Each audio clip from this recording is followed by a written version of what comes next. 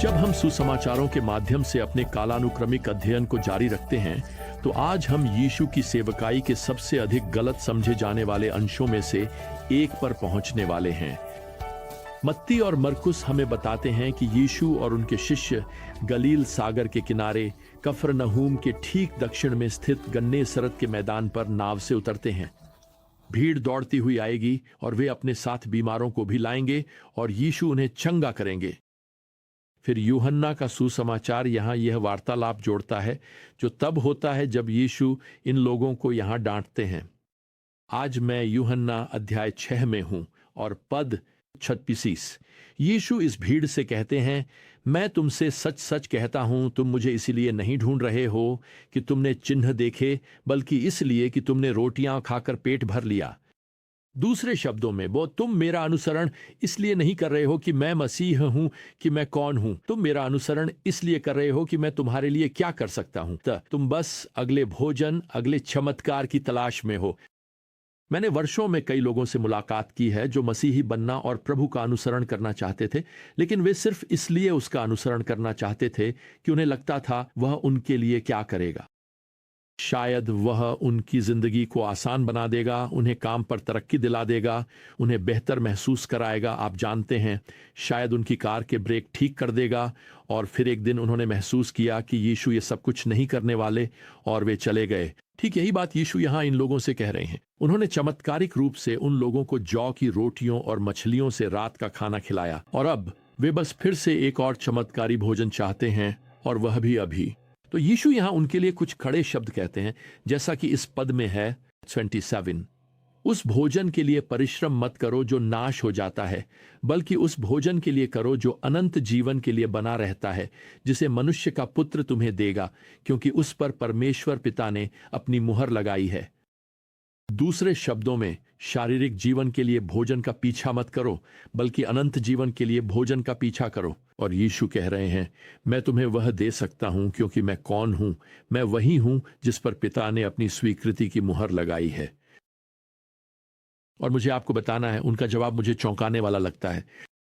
एक दिन पहले ही चमत्कारी भोजन का अनुभव और लाभ उठाने के बाद लोग यहां पद 30 में यह उत्तर देते हैं, तो फिर आप कौन सा चिन्ह दिखाते हैं कि हम देखें और आप पर विश्वास करें?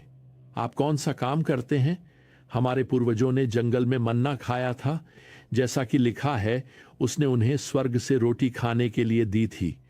दूसरे शब्दों में, हम चाहते हैं कि आप इससे भी बड़ा कुछ करें। और मेरा मानना है कि वे यहाँ यीशु से यही उम्मीद कर रहे हैं कि वह सचमुच स्वर्ग से मन्ना यानी रोजाना की रोटी सीधे स्वर्ग से प्रदान करें। वे कह रहे हैं, कल जो किया उससे भी बड़ा कुछ करो। दरअसल हम चाहते हैं कि आप मूसा से भी बड़ा कुछ करें। हमें अभी अपने आदेश से सीधा स्वर्ग से रोटी दें। तो यीशु उन्हें इस सच्चाई की ओर इंगित करते हैं कि वही स्वयं स्वर्ग से आए उस मन्ना की पूर्ति है। वह यहां पद 35 में उनसे कहते हैं, मैं जीवन की रोटी हूं। जो मेरे पास आता है वह कभी भूखा न रहेगा, और जो मुझ पर विश्वास करता है वह कभी प्यासा न रहेगा। जो कुछ पिता मुझे देते हैं वे सब मेरे पास आएंगे, और जो मेरे पास आता है उसे मैं कभी बाहर नहीं निकालूंगा। यीशु स्वयं को उस रोटी के रूप में पहचानते हैं जिसे पिता ने स्वर्ग से भेजा है। वैसे वह केवल बेतलेहेम में ही नहीं जन्मे थे, जिसका अर्थ है रोटी का घर। वह शाश्वत रोटी है, वह जीवन की रोटी है, जो किसी को आत्मिक रूप से हमेशा के लिए तृप्त कर सकते हैं। वास्तव में यीशु यहां पद 40 में आगे कहते हैं, क्योंकि यह मेरे पिता की इच्छा है कि जो कोई पुत्र को देखे और उस पर विश्वास करे उसे अनंत जीवन मिले, और मैं उसे अंतिम दिन उठाऊंगा। खैर, यूहन्ना पद 41 में लिखा है, यहूदियों ने उसके बारे में कुड़कुड़ाना शुरू किया, क्योंकि उसने कहा, मैं वह रोटी हूं जो स्वर्ग से उतरी है। सच ये है कि वे इस पर विश्वास नहीं करते। वे मानते ही नहीं कि यीशु कोई और हैं सिवाय एक साधारण मनुष्य के।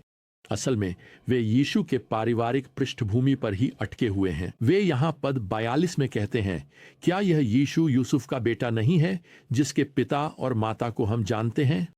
दूसरे शब्दों में, रुको जरा, वह तो एक साधारण बढ़ई है। हम उसके माता पिता, उसके परिवार को जानते हैं। वह कैसे दावा कर सकता है कि वह स्वर्ग से उतरा है? वे यीशु की उपमा से भी उलझन में हैं। पद 51 में यीशु कहते हैं, मैं वह जीवित रोटी हूं जो स्वर्ग से उतरी है। यदि कोई इस रोटी को खाएगा तो वह सदा जीवित रहेगा।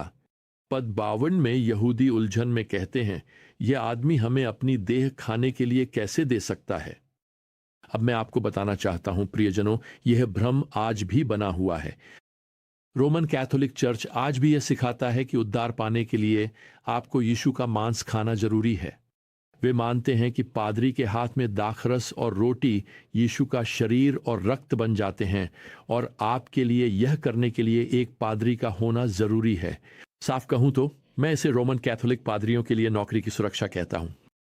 लेकिन मैं आपको यह आश्वस्त करना चाहता हूं कि आज आपको यीशु को पाने के लिए किसी पादरी की जरूरत नहीं है। देखिए, यीशु यहां रूपक में बोल रहे हैं, जैसा कि वे अक्सर करते हैं। वह आगे कहेंगे कि वह द्वार हैं कि उनके बिना आप अंदर नहीं जा सकते। तो यीशु लकड़ी के बने नहीं हैं, उनमें किवाड़ नहीं है, उनमें दरवाजे का हैंडल नहीं है। यीशु यहां यूहन्ना अध्याय 6 में प्रभु भोज की बात नहीं कर रहे हैं, वह उद्धार की बात कर रहे हैं। और आपको केवल एक बार उद्धार पाने की जरूरत है, और वह हमेशा के लिए रहेगा। वह कहते हैं कि वह जीवन की रोटी है और आपको उन्हें खाना होगा। उनका मतलब है कि उन्हें आपके जीवन में प्रवेश करना चाहिए, वह आपके जीवन का हिस्सा बनना चाहिए, ठीक वैसे ही जैसे एक टुकड़ा रोटी आपके शरीर में समाहित हो जाता है। आप यह एक बार करते हैं और वह हमेशा के लिए रहता है। वास्तव में यहां पद 50 और 51 में यूनानी क्रियाओं के काल खाने के लिए यह दर्शाते हैं कि यह क्रिया अतीत में हुई थी। यही आपने किया जब आपने यीशु मसीह को अपना व्यक्तिगत उद्धारकर्ता स्वीकार किया। यह एक बार किसी समय अतीत में हुआ था, और आपको फिर कभी उनसे अपने जीवन में आने के लिए कहने की आवश्यकता नहीं होगी। देखिए, बाइबल कहती है, जो कोई भी प्रभु का नाम पुकारेगा वह उद्धार पाएगा। यह नहीं कहती जो कोई भी प्रभु का नाम पुकारेगा और हर शनिवार मास में जाएगा वह कम से कम एक हफ्ते के लिए उद्धार पाएगा। ओह नहीं, उद्धार एक बार की घटना है। आप शारीरिक रूप से एक बार जन्म लेते हैं और आप फिर से जन्म लेते हैं, यानी आत्मिक रूप से आपकी आत्मा एक बार जीवन में जन्म लेती है। अब यूहन्ना अध्याय 6 के अंतिम भाग में हम यहां पाते हैं कि यीशु जो कहते हैं उस पर 3 प्रकार की प्रतिक्रियाएं मिलती हैं। पहली प्रतिक्रिया यहां पद 64 में अविश्वास की है। यीशु कहते हैं, तुम में से कुछ ऐसे हैं जो विश्वास नहीं करते। यूहन्ना समझाते हैं, क्योंकि यीशु शुरू से ही जानता था कि कौन विश्वास नहीं करता और कौन है जो उसे धोखा देगा। तो यहां अविश्वास है। दूसरी प्रतिक्रिया है त्याग देना। पद 66 में लिखा है, इसके बाद उसके बहुत से चेलों ने पीछे हटना शुरू कर दिया और अब उसके साथ नहीं चलते थे। वाह, इसका मतलब है कि उन्होंने काफी कुछ सुन लिया था। वे नहीं चाहते थे कि यीशु सचमुच उनके जीवन में आए, यानी उनके जीवन का नियंत्रण अपने हाथ में लें। अब यहां तीसरी प्रतिक्रिया है, और वह यह है कि कुछ ने विश्वास किया। पद 66 में लिखा है, यीशु ने 12 से कहा, क्या तुम भी जाना चाहते हो? शमौन पतरस ने उत्तर दिया, प्रभु हम किसके पास जाएं? आपके पास अनंत जीवन के वचन हैं, और हमने विश्वास किया है और जान लिया है कि आप परमेश्वर के पवित्र जन हैं। ओह, मुझे यह कथन बहुत पसंद है। हम और कहां जा सकते हैं? कौन कौन हमारी आत्मा को तृप्त कर सकता है? आपके पास वे वचन हैं जो अनंत जीवन की ओर ले जाते हैं।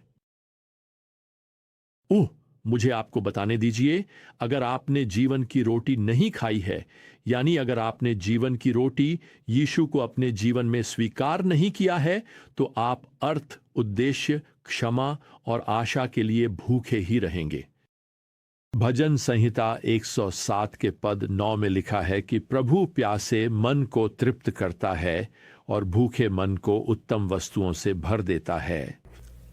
मुझे आपको बताने दीजिए, अगर आज आप किसी चीज के लिए भूखे हैं, आप प्रभु के लिए भूख महसूस कर रहे हैं, आपको लगता है कि आपके जीवन में कुछ कमी है, तो मैं आपको यकीन दिला सकता हूं कि आप मसीह की सच्चाई, मसीह के भोज को ही मिस कर रहे हैं। अच्छी खबर यह है कि यह भोज मुफ्त है। जीवन की रोटी सिर्फ मांगने पर आपकी हो सकती है। आपको चर्च जाने की जरूरत नहीं है, आपको किसी पादरी की जरूरत नहीं है, आपको अच्छे कामों की कोई सूची नहीं चाहिए। आपको यीशु को पाने के लिए किसी और की जरूरत नहीं है। वह आपके हो सकते हैं, बस अगर आप आज उन्हें अपना उद्धारकर्ता बनने के लिए कहें। और मैं यह भी कहना चाहता हूं, अगर हम आपकी मदद कर सकते हैं प्रभु से प्रार्थना करने में, अगर हम आपकी मदद कर सकते हैं उनसे जुड़ने में, तो आज ही विजडम इंटरनेशनल में हमें कॉल करें। तो जब तक हम अगली बार अपने ज्ञान यात्रा पर साथ नहीं मिलते, प्रियजनों, प्रभु यीशु मसीह की कृपा, परमेश्वर का प्रेम और पवित्र आत्मा की संगति आप सभी के साथ बनी रहे। आमीन।